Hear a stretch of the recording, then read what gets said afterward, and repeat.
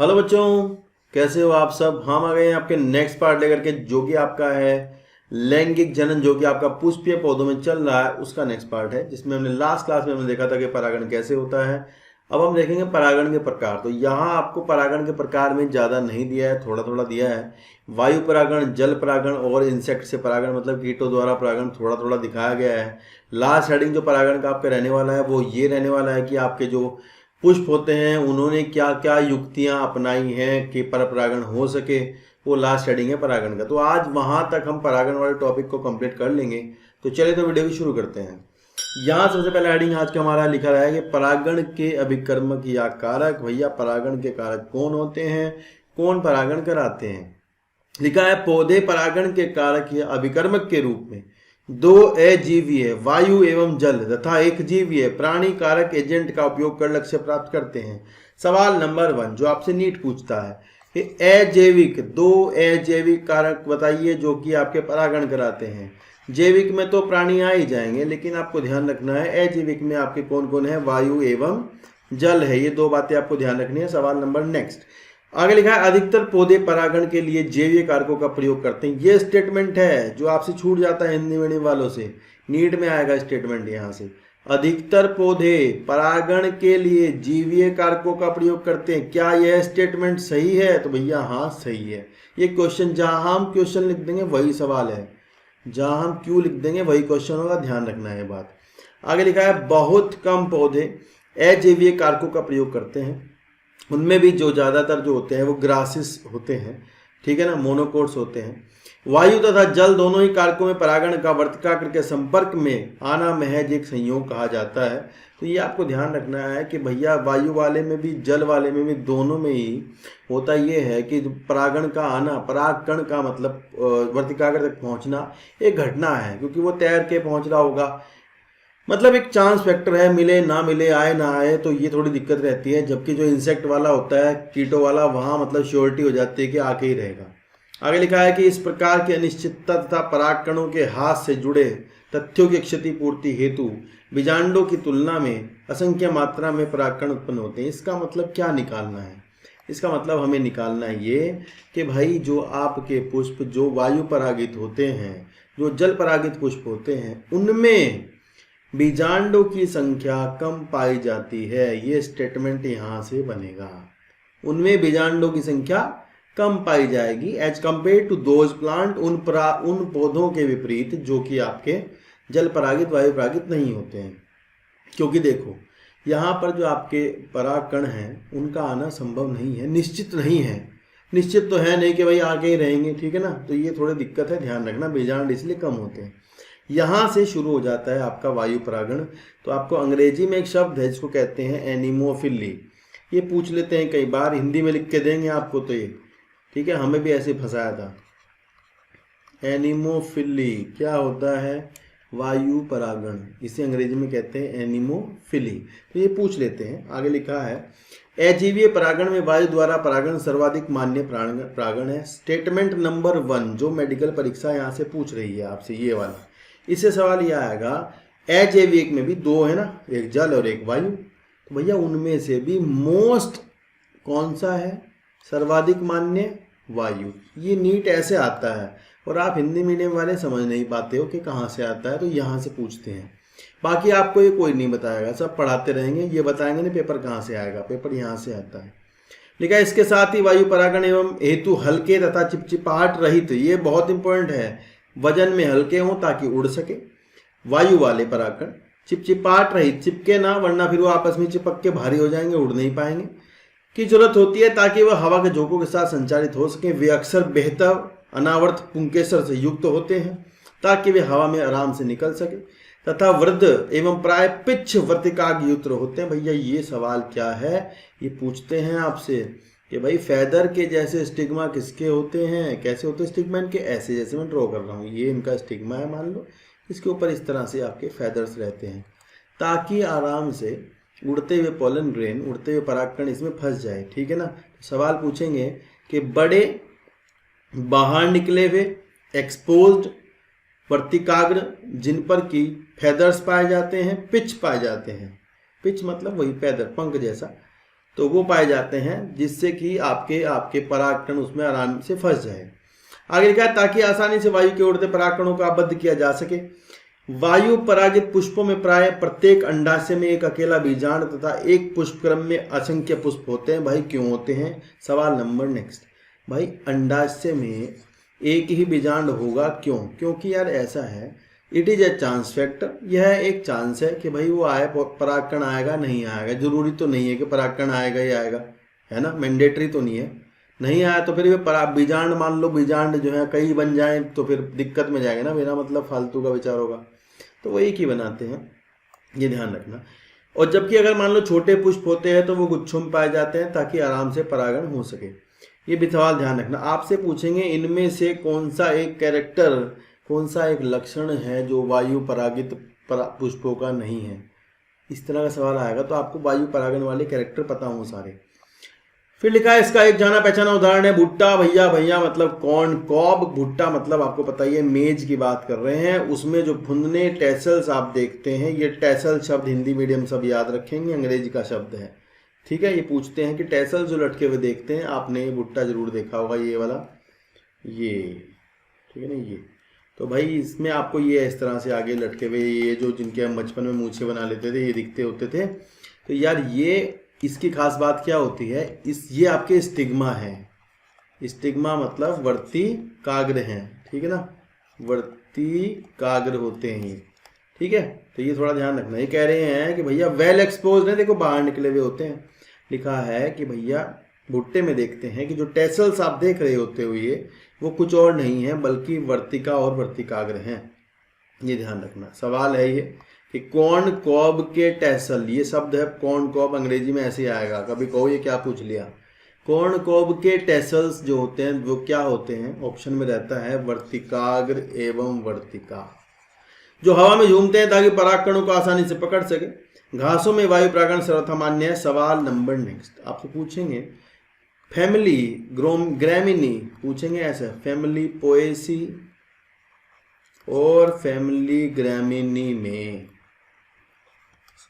एक ही बात है, कौन सा परागण मुख्य होता है? तो भैया वायु परागण होता है, ध्यान रखना, लगा के आना पेपर में। ये आगे लिखा है पुष्पी पादपों में पानी द्वारा परागण काफी दुर्लभ है। बिल्कुल सही बात है, पुष्पी पादपों में तो दुर्लभ है ही, लेकिन आपको ध्यान रखना है जो मोनोकोट के आपके एक बीजपत्री पौधों के 30 वंशों में यह सीमित है। सवाल यह है अगला, यहाँ से पूछेंगे कि भैया मोनोकोट में कितने वंश, कितने जीनस? 30 जीनस में ये आपका पाया जाता है। इसके विपरीत आप स्मरण करें, याद कर लें कि आपको पता होगा ब्रायोफाइटा, ब्रायोफाइटा, टेरिडोफाइटा, एल्गी, छोटे पौधों में जो कि जिम्नोस्पर्म से पहले वाले पौधे होते हैं, अनावर्तबीजी पौधों से पहले पौधे होते हैं, उनमें आपको क्या देखने को मिलता है? उनमें आपको देखने को मिलेगा कि भाई वाटर यानी जल के द्वारा आपका जो नर का युग्मक होता है वो मादा युग्मक तक पहुंचता है। तो इसलिए उनका जो डिस्ट्रीब्यूशन है वो भी लिमिटेड होता है, मतलब वो सब जगह पाए नहीं जाते हैं। आप उनको ऐसा नहीं कि हर जगह टेरिडोफाइटा मिल जाएगा, नहीं मिलता, क्योंकि पानी हमेशा हर जगह पे प्रेजेंट नहीं होता है। तो आगे देखते हैं, लिखा है कि आपको पहले से याद होगा एल्गी, ब्रायोफाइटा, टेरिडोफाइटा आदि के नर युग्मकों के परिवहन का नियमित साधन जल है। तो भाई हमें पता है कि जो लोअर प्लांट्स होते हैं उनमें जल होता है। यह विश्वास किया जाता है कि कुछ ब्रायोफाइटा, टेरिडोफाइटा का विस्तार केवल इसलिए सीमित है। सवाल यही है कि भैया ब्रायोफाइटा का और टेरिडोफाइटा का विस्तार सीमित क्यों है? क्योंकि भाई उनको चलने के लिए जल चाहिए होता है, ये ध्यान रखना है। उनको मूव करने के लिए जल की आवश्यकता होती है। यही इंपॉर्टेंट क्वेश्चन है, ध्यान रखेंगे आप, ठीक है। अब आगे ये जल परागण शुरू कर रहे हैं अच्छे से, मतलब पीछे से शुरू कर दिया था। हम आपको कुछ जरा सी प्रॉपर्टी जो कि आपकी वायु परागित पुष्पों की होती हैं, कुछ एक्स्ट्रा सवाल जो नीट की परीक्षा में आ सकते हैं वो मैं आपको बता देता हूँ, फिर हम आगे जल परागण को कंटिन्यू करेंगे। जैसे कि आपको पता होना चाहिए, नंबर 1 क्वेश्चन आपसे पूछते हैं कि पंखों वाले पोलन ग्रेन किसके होते हैं? बस यही सवाल बाहर से आएगा, लिख लो, पंखों वाले पोलन ग्रेन किसके होते हैं? तो ध्यान रखना, विंग्ड, अंग्रेजी में याद कर लेना, कोई बात नहीं, विंग्ड पॉलन ग्रेन, विंग्ड परागकण, पंख युक्त परागकण आपके पाइनस में मिलते हैं। पाइनस क्या है? जिम्नोस्पर्म है, ये ध्यान रखना। दूसरा सवाल, पूछेंगे सल्फर वर्षा, सल्फर वर्षा किसके परागकणों की होती है? तो यार इसके भी होती है, पाइनस्को की होती है। वो येलो कलर के दिखते हैं इसलिए उसमें कहते हैं कि भाई वो सल्फर वर्षा हो रही होती है, ठीक है ना। एक बात मैं आपको बता देता हूँ जो आपको ध्यान रखनी है, जो वायु परागित पुष्प होते हैं उनको खुशबुएं देने की कोई ज़रूरत नहीं होती, क्योंकि वो नेक्टर शहद बनाने की कोई ज़रूरत नहीं होती, क्योंकि उन्हें इंसेक्ट वगैरह को अट्रैक्ट नहीं करना होता, आकर्षित नहीं करना होता, ठीक है ना। ना जल परागित वाले ऐसा करते, ना वायु वाले ऐसा करते कि भाई वो खुशबुएं छोड़ रहे हैं, रंगीन पुष्प बना रहे हैं, उनको ज़रूरत नहीं है, क्योंकि उनको इंसेक्ट को बुलाना ही नहीं है, ठीक है ना। चलिए आगे शुरू करते हैं। जो हमारा जो जल परागण चल रहा था, ये सवाल जरूर ध्यान रखना है यार, विंग पोलन ग्रेन का भूलना नहीं है। नीट में आया था ये क्वेश्चन, आगे भी कुछ पता नहीं आ सकता है, ठीक है। यहाँ लिखा है वेलिसिनेरिया। अच्छा वो मैं आपको एक बात बताना भूल गया हूँ यार, वो याद रख लेना कि जल परागण को हाइड्रोफिली कहते हैं भैया। क्या कहते हैं? हाइड्रोफिली। ये शब्द ध्यान रखना है आपको। एक और बात हम बताते हैं, देखिए यहाँ दो तरह का जल परागण बताया जाएगा आपको, किताब में जो बताया दो तरह का है। एक तो भैया है आपका ईपी हाइड्रोफिली, देखो ये इंग्लिश में ही होता है, याद कर लेना, ईपी हाइड्रोफिली। और दूसरा है आपका हाइपोहाइड्रोफिली। एक ईपी हाइड्रोफिली और दूसरा हाइपोहाइड्रोफिली। देखो ईपी हाइड्रोफिली का मतलब होता है कि जो आपका परागण है वो जल की सतह पर आकर हो रहा है, जैसा बराबर में दिए गए फोटो में देख रहे हो। बराबर में वेलिसिनेरिया का पुष्प है, प्लांट है। वेलिसिनेरिया एक उभयलिंगाश्रयी प्लांट है, उभयलिंगाश्रयी पौधा है। उभयलिंगाश्रयी पौधे वे होते हैं जिन पर नर पुष्प अलग से और मादा पुष्प अलग से पाए जाते हैं, वो है ये।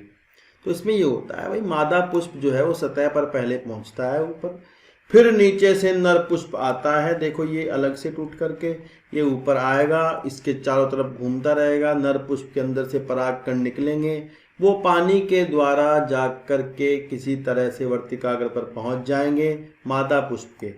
ध्यान रखना है, जैसे ही परागण होगा वैसे ही उसी समय मादा पुष्प की जो ये लंबी सी डंडी है, डंठल जो स्टॉक इसकी दिख रही है, ये कॉयल कर जाएगी और इस तरह से घूमती हुई ये वापस से मादा पुष्प को लेकर जल के अंदर आएगी।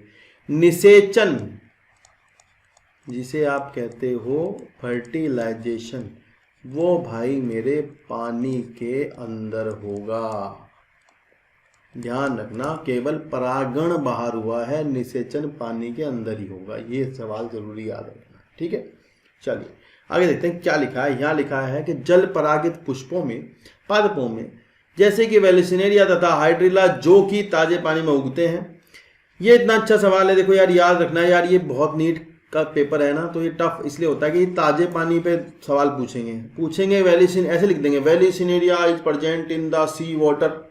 वेलिसिनेरिया जो है एक समुद्री पानी में मिलता है। तो भैया आप बच्चा जो है इतना याद नहीं रख पाता, बस आपको इसी लेवल की मैं पढ़ाई कराऊंगा एनसीईआरटी की, कि यार यहाँ से सवाल बनेगा, ये है सवाल जो यहाँ से बनने वाला है, ये वाला, ठीक है ना।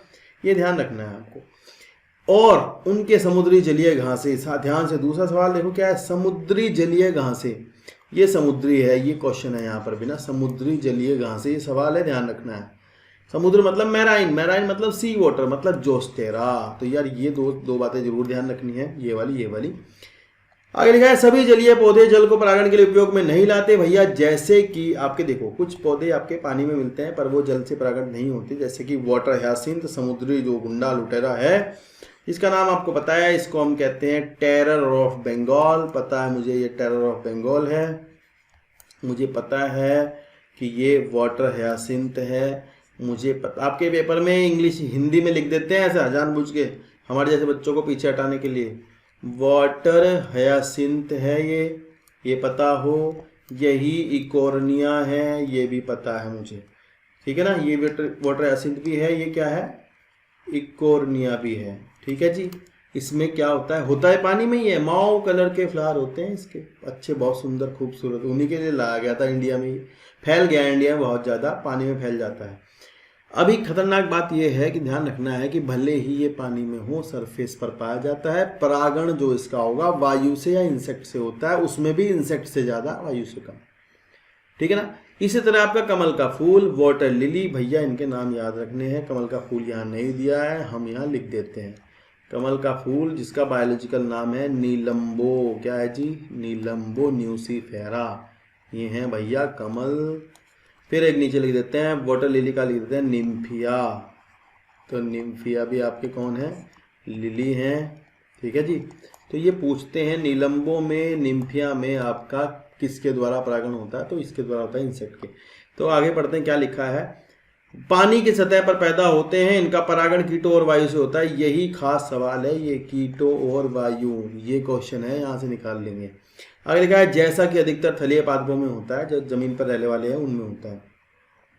आगे इन्होंने लिखा है कि भैया जैसा कि हमेशा एक प्रकार के जलीय परागण में मादा पुष्प एक लंबे, यहाँ से शुरू हो जाता है, यहाँ से जो शुरू हुआ है ये आपका ईपीहाइड्रोफिली शुरू हुआ है। ईपीहाइड्रोफिली में आपका जो है ये वेलिसिनेरिया की बात हो रही है इस टाइम पर, ठीक है ना, ये ध्यान रखना। एक प्रकार के जलीय परागण में मादा पुष्प एक लंबे डंठल के द्वारा बाहर आ जाते हैं। नर पुष्प परागकण पानी की सतह पर आ जाते हैं, जैसे कि वेलिसिनेरिया में लंबे डंठल के साथ जल धाराओं में निष्क्रिय रूप से बहते हैं। सवाल ये यहाँ से पूछते हैं, इसको ही कई बार सक्रिय कर देते हैं, ध्यान रखना, इस शब्द को ही सक्रिय कर देंगे, ठीक है। जबकि ये पैसिव है, पैसिव मतलब वाटर करंट के साथ, वाटर के साथ डायरेक्टली मूव कर रहे होते हैं। और इनमें से कुछ एक जो है संयोगात्मक रूप से मिल जाते हैं, वर्ती कागर पर पहुंच जाते हैं। इसके बाद कुछ नहीं बता रहे हैं, ये खत्म कर दिया, बस यहीं पे ही हो गया परागण, इनका काम खत्म हो गया। इसके बाद हम बताते हैं कि फिर वो नीचे आएगा फ्लावर फीमेल वाला, फिर निषेचन जो है पानी के अंदर जाके होगा, ये ध्यान रखना। फिर लिखा एक अन्य समूह के जलीय परागण पाले पादपों जैसे कि समुद्री घासों, सी ग्रास, यार ये समुद्री ना भूल जाना आप कभी फिर कहो, ठीक है, ये ध्यान रखना, में मादा पुष्प जल की सतह के नीचे ही पानी में डूबा रहता है। ये देखो ये हाइपोहाइड्रोफिली है, हाइड्रोफिली, ये ध्यान रखना है बस, बाकी कुछ नहीं ध्यान रखना, नीट यहीं से पूछता है, ठीक है ना। और ये चक्कर में मत आना लोगों के, कोचिंग वालों के ना, ये पढ़ा देंगे वो पढ़ा देंगे, बहका देंगे, सब कुछ और बना देंगे तुम्हें मेरे जैसा। फिर लिखा है और परागकणों को जल के अंदर ही अवमुक्त किया जाता है। इस प्रकार बहुत सी सारी प्रजातियों के परागकण लंबे फीते जैसे होते हैं। सवाल नंबर नेक्स्ट क्या है, ये है लंबे फीते जैसे परागकण किसके होते हैं भैया, जोस्ट्रा के। आगे लिखा है तथा जल के भीतर निष्क्रिय रूप से बहते रहते हैं। इनमें से कुछ एक वर्तिकाग्र तक पहुंच जाते हैं, कुछ का परागण पूरा होता है। जल परागित अधिकतर प्रजातियों के परागकणों को पानी के भीतर गीले श्लेष्मक आवरण द्वारा संरक्षित रखा जाता है। सवाल नंबर नेक्स्ट क्या है जी, पूछा जाएगा, बताइए श्लेष्मी आवरण से ढके हुए परागकण किसके होते हैं। म्यूसिलेजिनस कवरिंग्स, म्यूसिलेजिनस कवरिंग कहाँ मिलती हैं, तो ध्यान रखना यहाँ मिलते हैं। यहाँ आपको ध्यान क्या रखना है, एग्जाइन जो बाहर वाली परत होती है वह अनुपस्थित होती है, एब्सेंट। ध्यान रखना जोस्ट्रा के परागकणों में एग्जाइन एब्सेंट होती है, ठीक है ना, ये ध्यान रहेगा, क्योंकि यहाँ पर क्या है म्यूसिलेजिनियस कवरिंग होती है, इस बात का ध्यान रखना, ठीक है ना। आगे लिखा है वायु एवं जल परागित पुष्प न तो बहुत रंग युक्त होते हैं और न ही मकरंद पैदा करते हैं।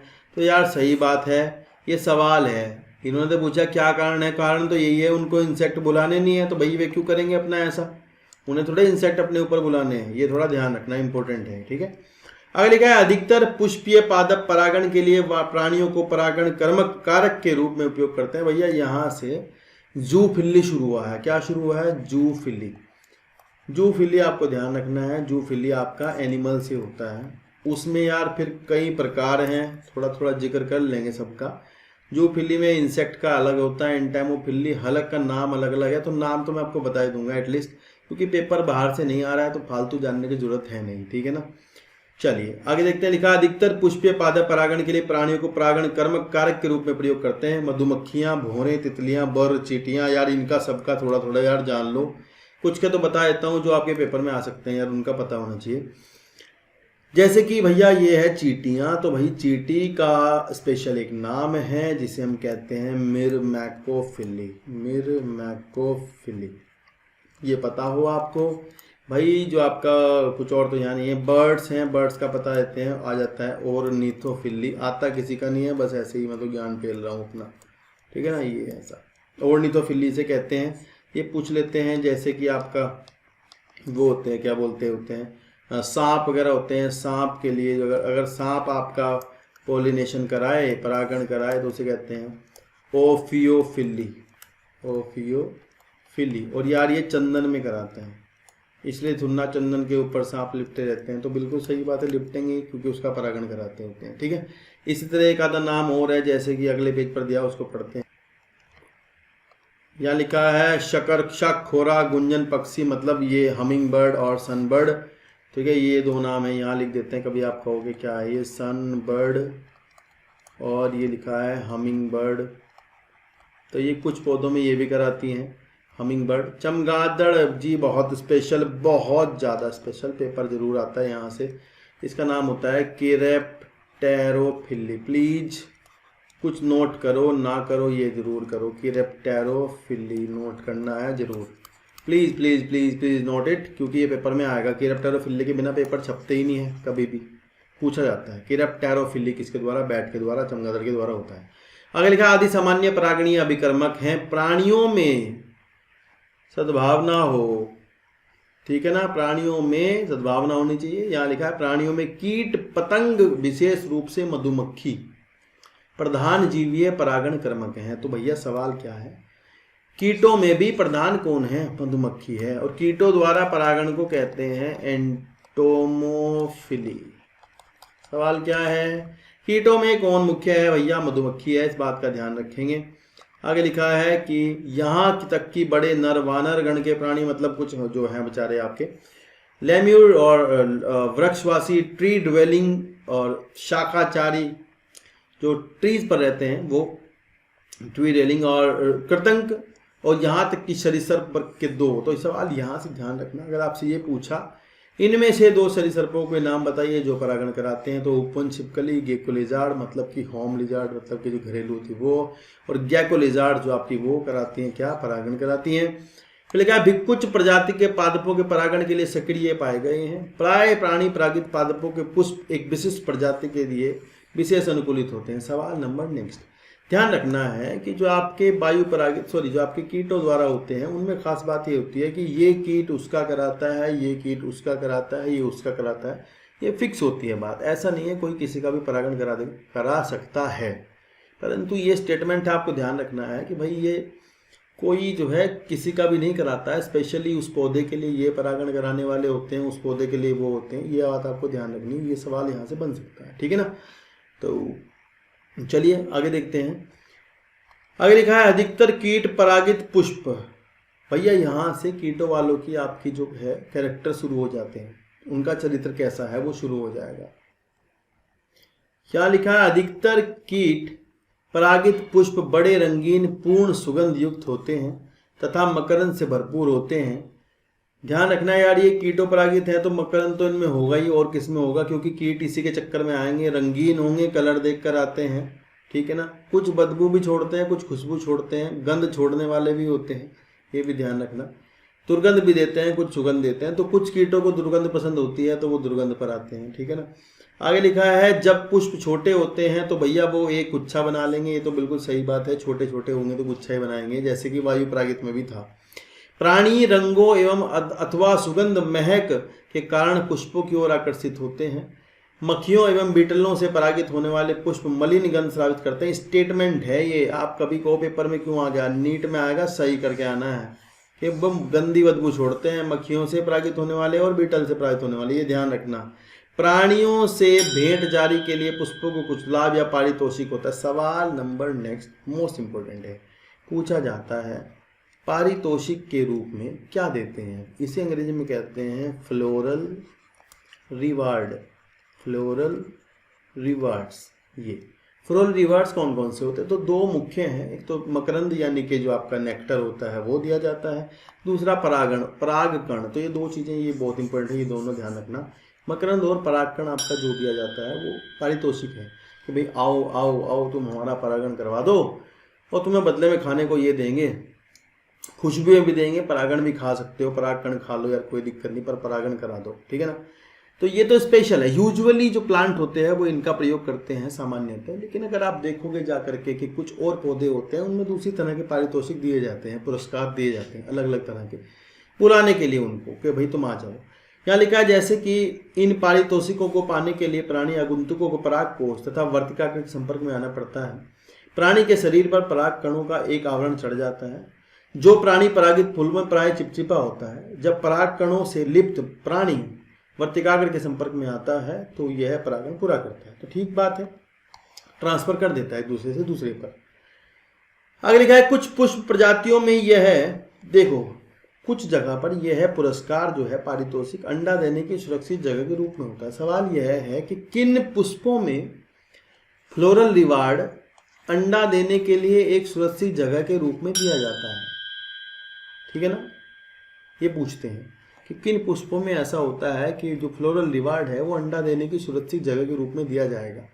तो जैसे कि एग्जाम्पलरी आपको ये बता रहे हैं, आगे और भी एग्जाम्पल है, आगे आप इकोलॉजी में पढ़ोगे बाद में जाकर के एक और एग्जाम्पल दिया होगा फिग का और वास्प का, हम उसको दिखाएंगे भी, यहीं दिखा देंगे आपको।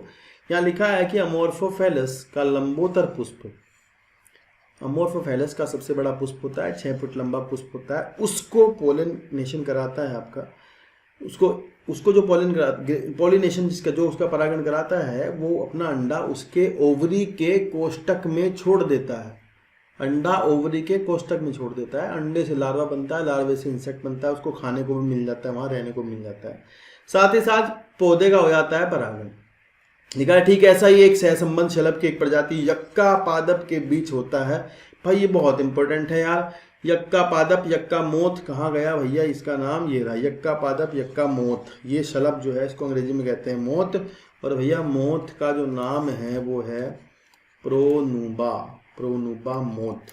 ठीक है, टेगेटिकुला, टेगेटिकुला ये शब्द ध्यान रखना, ये कराती है भाई इनका जीवन दोनों का सहजीवन है, म्यूचुअलिज्म है, सिम्बायोटिक रिलेशनशिप है, तुम मेरे बिना तू ना जिए, मेरे बिना तू ना जिए, तेरे बिना मैं ना जीऊँ, वैसा संबंध है। बहुतों का ऐसा ही होता है, बहुतों का ऐसा ही संबंध है।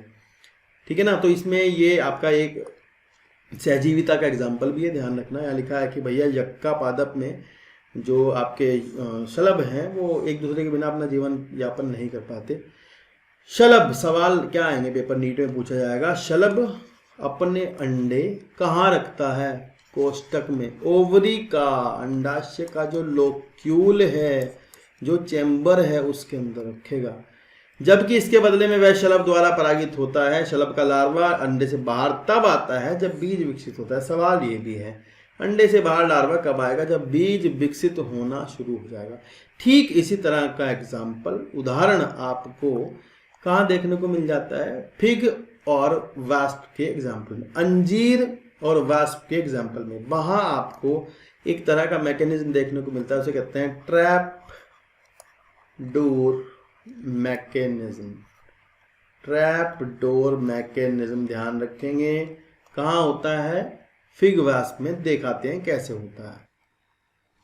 तो ये डायग्राम आप बराबर में जो देख रहे हैं इधर देखिएगा, ध्यान से देखिए इस डायग्राम को। आपको इसमें अंदर से, अंडाशय के अंदर से बाहर निकलते हुए बहुत सारे आपको मोथ दिखाई दे रही होंगी। ठीक है ना, दिख रही है ना, अंजीर के अंदर से निकलती हुई बहुत सारी। तो यार ये हुआ यही था यहाँ भी अंजीर में, जिस समय परागण हुआ था तो इन्होंने अपने एग जो थे वो इसके अंदर रख दिए थे। अब जब ये फ्रूट बन गया है ओवरी के अंदर से ये आपको निकलते हुए दिखाई देंगे।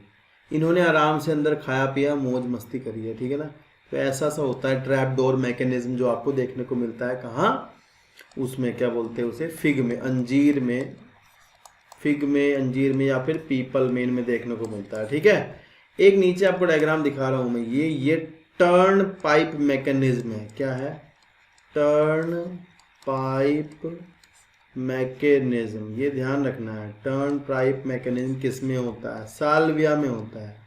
क्या होता है साल्विया में, यहाँ ऐसा होता है कि भैया जो स्टैमन होते हैं, जो सॉरी जो आपको हिंदी में बोल के पढ़ाना है ना, भूल गए थे भैया। यहाँ आप देख सकते हो कि यहाँ पर आपको दिखाई देगा कि ये आपका एक एंथर की लोब जो है वो फर्टाइल होती है, मतलब जिसमें कि एंथर में पोलन ग्रेन होते हैं, परागकण होते हैं। एक आपकी स्टेराइल होती है, नीचे इसमें कुछ नहीं होता है, खाली होती है। जब आपकी बीज आती हैं तो भैया नीचे वाले पे बैठती हैं, ऊपर वाला मुड़ कर के इसकी जो डोर्सल साइड है बॉडी की बैक पर पोलन ग्रेन परागकण छोड़ देता है। आ जाते हैं यहाँ पर बहुत सारे परागकण, यहाँ पर आ जाएंगे। उसके बाद ये किसी और के पास जाती है तो वहाँ ये जब उसके वर्तिकाग्र को छूती है तो ये इसकी जो बैक है इसके ऊपर से आपके परागकण जो है उसके वर्तिकाग्र पर चले जाते हैं। तो ये टर्न पाइप मैकेनिज्म है। सवाल ये आ जाता है, बाहर से सवाल है, एनसीईआरटी से नहीं है, पूछ लेते हैं कभी कभी। टर्न पाइप मैकेनिज्म कहाँ देखने को मिलता है? सालविया में देखने को मिल जाता है, ठीक है ना। तो ये थोड़ा ध्यान रखना। अच्छा ये बता देते हैं कि जो उसकी मौत होती है फिग की, अंजीर वाली, उसका नाम क्या होता है? उसका नाम होता है ब्लास्टोफेगिया, ठीक है ना, ब्लास्टोफेगा। ये थोड़ा सवाल है बाहर से जो पूछ सकते हैं, पूछ लेते हैं कभी कभी, हमेशा नहीं पूछते होते। जैसे कि आपसे पूछ लेंगे कि भाई एंट्स से पॉलिनेशन किस में होता है, तो एंट से आपका मैंगो में होता है। इस तरह के सवाल आते थे, अभी आजकल नहीं आते हैं, ध्यान रखना फिर भी, ठीक है।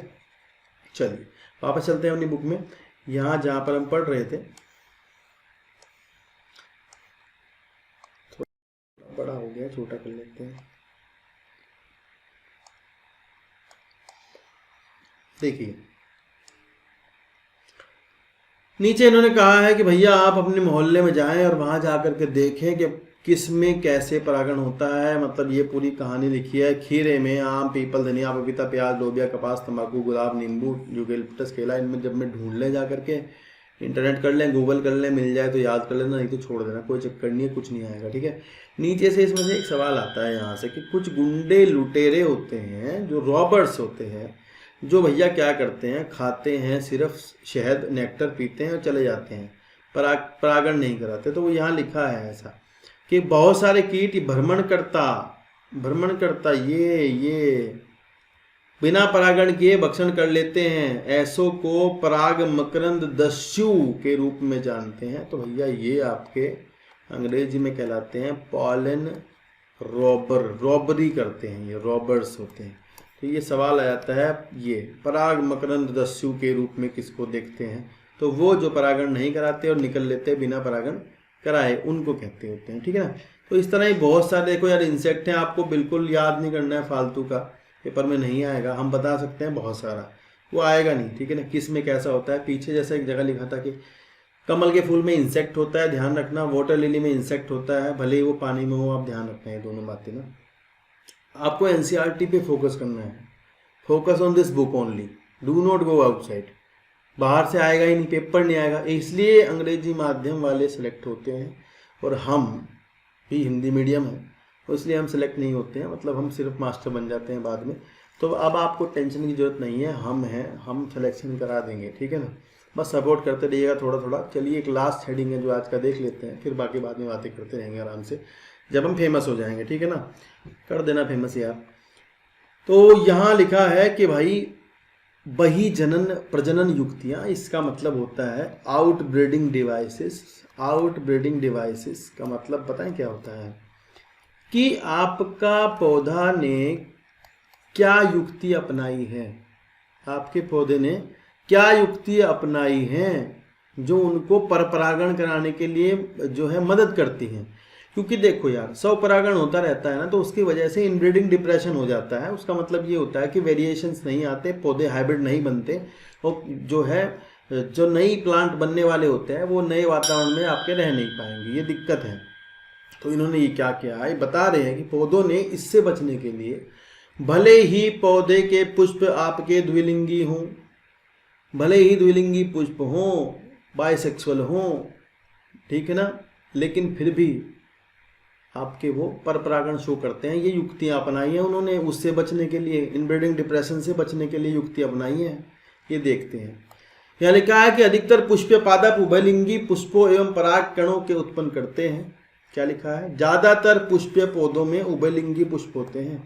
उभयलिंगी मतलब बाइसेक्सुअल, जो बहुत हद तक उसी पुष्प के वर्तिकाग्र के संपर्क में आते हैं। निरंतर, यहां से सवाल है, निरंतर स्वपरागण होने से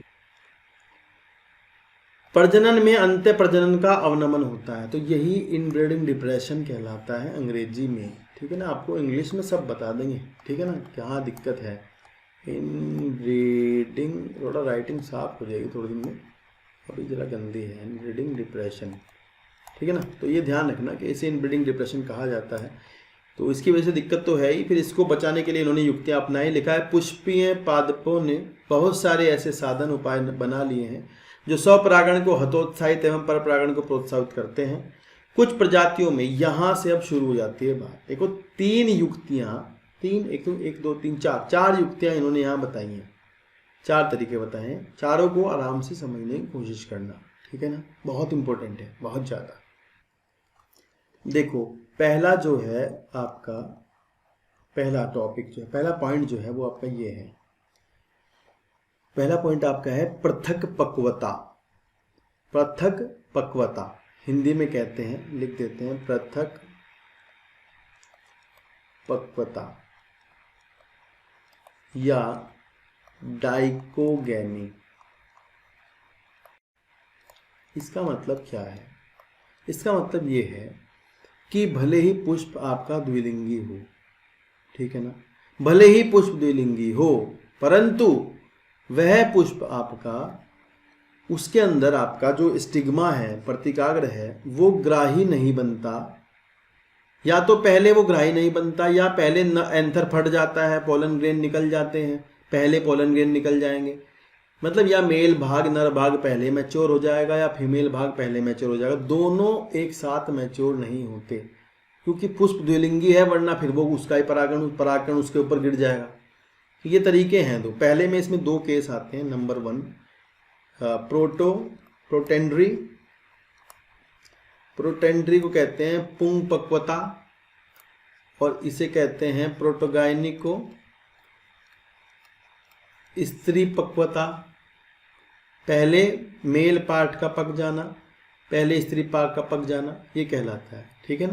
तो ध्यान रखना, जैसा प्रोटेंड्री आपको साल्विया में देखने को मिल जाएगा, प्रोटोगाइनी आपको जो है आपका उसमें देखने को मिल जाएगा, क्या बोलते हैं इसको, पीपल में देखने को मिल जाता है, अंजीर में देखने को मिल जाएगा, ठीक है ना, इनमें, ठीक है ना। ये बात ध्यान रखनी है दोनों।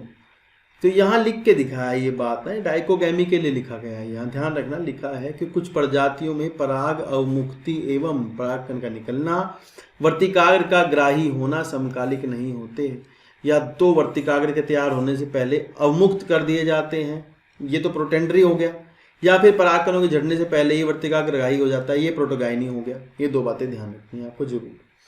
दूसरी कैटेगरी है, कुछ प्रजातियों में परागकोश एवं वर्तिकाग्र भिन्न स्थानों पर होते हैं। मतलब इसे अंग्रेजी में कहते हैं हेटेरोस्टाइली। हेटेरोस्टाइली मतलब कि लंबाई, मतलब वर्तिका की लंबाई खूब लंबी और एंथर नीचे रह जाते हैं, तो भैया वो तो फिर किसी और का ही परागकण आएगा, ठीक है ना। तो हेटेरोस्टाइली भी क्या प्रमोट करती है? यही करती है कि परागकण जो है पर परागण हो, जिससे उसी पादप पे पराग वर्तिकाग्र के संपर्क में नहीं आ पाते। बिल्कुल सही बात है। दोनों युक्तियां स्वयुग्मन को रोकती हैं, ध्यान रखना। भले ही पुष्प आपके द्विलिंगी हो, दोनों युक्तियां आपकी स्वयुग्मन को रोकेंगी, बिल्कुल जरूरी है। अगर लिखा है अंत्य प्रजनन को रोकने का तीसरा माध्यम है स्व असमंजस्य। इतना इंपॉर्टेंट है, बहुत बहुत बहुत बार पेपर में आता है। इसे कहते हैं सेल्फ इन कॉम्पैटिबिलिटी। मतलब क्या है इसका? मतलब ये है कि ये एक आपका अनुवांशिक प्रक्रम है जो कि ऐसे परिवर्तन ले आता है, ऐसे चेंज ले आता है पौधे के अंदर। एग्जाम्पल है इसका पिटूनिया, एग्जाम्पल है इसका पिटूनिया में देखने को मिल जाता है, ठीक है। औरों में भी देखने को मिल जाएगा, आप ध्यान रखना। पेटूनिया आपकी किताब में है, सोलेनेसी का मेंबर है, तो ये मिल जाता है इसमें। तंबाकू में भी देखने को मिल जाएगा। तो ये इसमें होता ये है कि जैसे मान लो जी ये आपका स्टिग्मा है, वर्तिकाग्र है, ये आपका अंडाशय है, ये है। अगर इसके अंदर ये जेनेटिक है, अनुवांशिक है, अगर इसमें अंदर एलील S1 एलील S2 है, क्योंकि ये तो डिप्लॉयड है, द्विगुणित है, इसमें द्विगुणित होगा ना कंडीशन, क्योंकि ये तो अभी बीजाणुभिद पौधे का हिस्सा है। तो इसमें अगर 2 एलील S1 S2 हैं और बाहर से परागकण जो है वो S1 के आएंगे तो वो नहीं बनाएंगे पराग नलिका। अगर S2 के आएंगे तो वो भी नहीं बनाएंगे, भाई किसी और का आएगा, S3 का आएगा जब वो पराग नलिका बनाएगा, क्योंकि ये स्वबंध्यता शो करते हैं। स्वबंध्यता शो करते हैं, स्व असामंजस्य, स्वबंध्यता, सेल्फ इनकम्पैटिबिलिटी एक ही बात होती है, बात ध्यान रखना। यह एक वंशानुगत प्रक्रम है भाई, ये बहुत इंपॉर्टेंट है, वंशानुगत प्रक्रम बिल्कुल ध्यान रखना।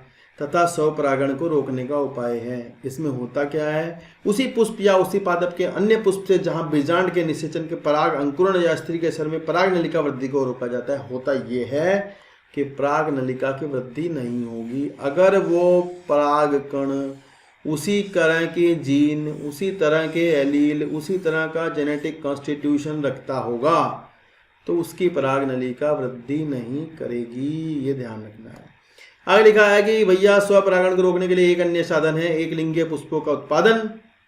चौथा है, ये चौथा तरीका है, ये चौथा तरीका है कि या तो पुष्प जो है फिर एक लिंगी हो जाए, मतलब जैसे पपीते में, पपीते में क्या होता है, नर पपीता अलग मादा पपीता अलग, तो नर पपीता अलग हो तो मादा अलग हो तो मतलब फिर परपरागण ही होगा, सिद्ध हो गया नहीं तो बात। तो ये अगले तरीका है, लास्ट है कि पौधा जो है वो आपका डायोइसियस हो, मतलब एक लिंगाश्रयी, एक लिंगाश्रयी अगर है, एक लिंगाश्रयी तो परपरागण ही होगा। लिखा है स्वपरागण को रोकने के लिए अन्य साधन है एक लिंगीय पुष्पों का उत्पादन। यार ये थोड़ी ये नीचे वाली बात है, पहले आप इसी को देख लो। एक लिंगीय पुष्प वाली बात मतलब अलग है। ये लिखा है कि भैया वो आपका एक लिंगीय पुष्पों का बनना अगर एक ही पौधे पर नर एवं मादा दोनों उपलब्ध हो, जैसे कि अरंड और मक्का। एग्जाम्पल बिल्कुल नहीं भूलोगे, कैस्टर लिख देते हैं इसे जानबूझकर, कैस्टर और मेज, ये आपको ध्यान रखना है। तो इसमें आपका क्या होता है, इसमें आपका उभयलिंगाश्रयी कंडीशन होती है, ये आपको पहले दिन से पता है। ये आपका पौधा है, ये आपके नर पुष्प हैं, ये मादा पुष्प हैं। आपको पता है कि इसमें क्या हो सकता है, सजातीय परागण तो हो सकता है भाई, सजातीय तो हो सकता है क्योंकि जेटोनोगैमी तो हो सकता है, ऊपर से नीचे आ सकते हैं, और इसमें परपरागण भी हो सकता है, लेकिन इसमें स्वयुग्मन नहीं हो सकता। एक लिंगीय पुष्प बनने से स्वयुग्मन तो नहीं होगा, लेकिन सजातीय हो सकता है और परपरागण भी हो सकता है। ये इसकी बात हो रही है अरंड और मक्का की। यह स्वपरागण को रोकता है, न कि सजात पुष्पी परागण को। बिल्कुल सही बात है, आप ध्यान रखेंगे, यह सजात पुष्पी परागण को नहीं रोक सकता क्योंकि पौधा जो है वो उभयलिंगाश्रयी है। उभयलिंगाश्रयी में एक एक पुष्प जो है वो एक लिंगी होते हैं, परंतु एक ही पौधे पर पाए जाते हैं। आगे लिखा है कि दूसरा तरीका जो मैं बता रहा था आपको, ये लास्ट वाला, डाइशियस। अन्य बहुत सारी प्रजातियों में जैसे पपीते में, इसका नाम याद रखना है, नर एवं मादा पुष्प भिन्न भिन्न पादपों पर होते हैं, अर्थात प्रत्येक पादप या तो नर है या मादा, तो एक लिंगाश्रयी कंडीशन बन जाएगी। डायोइसियस इसे कहते हैं, याद रखना मेरे बच्चों। यह परिस्थिति स्वपरागण तथा सजात पुष्पी दोनों को रोकती है। बोर्ड में भी आता है सवाल, हर जगह से आता है ये सवाल कि भैया एक लिंगी में तो ना सजात पुष्पी होगा ना स्वपरागण होगा, परपरागण सिद्ध है वही होगा और कुछ हो नहीं सकता है।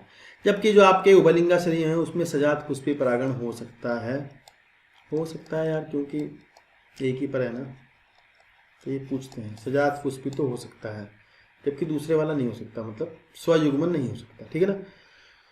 तो मेरे बच्चों ये था परागण, पोलिनेशन, जिसमें कि आपने पढ़ा है टाइप्स ऑफ पॉलिनेशन, जल परागण, hydrophily, anemophily, entomophily and cross breeding devices, ये भी पढ़ा है आपने। Cross breeding devices means to say that, ये आपकी जो मतलब युक्तियाँ जो हम पढ़ रहे थे, अंग्रेजी आपको थोड़ा हम जानबूझ के बोल रहे हैं, मतलब हमें इंग्लिश आती है, हिंदी हम तुम्हारे लिए मेहनत करके पढ़ा रहे हैं ताकि तुम हमारी तरह मास्टर ना बन जाओ, ये थोड़ा इंपॉर्टेंट है। ठीक है ना, फिर कोई आएगा नहीं बचाने। Gate select, do hard practice, nobody will help you, read the NCERT again and again as I let you know that जहाँ मैं बताता हूँ वही सवाल है, बहुत ध्यान से पढ़ना, कुछ और पेपर में आएगा नहीं। ठीक है ना। तो यार चैनल को कर देना सपोर्ट, भाई के ऊपर रखना थोड़ी सी कृपा, मेहनत करते रहेंगे लगातार, अभी निपटा देंगे सिलेबस। ठीक है ना, बस रोज लगे रहिएगा साथ साथ में। ठीक है ना। Thank you so much.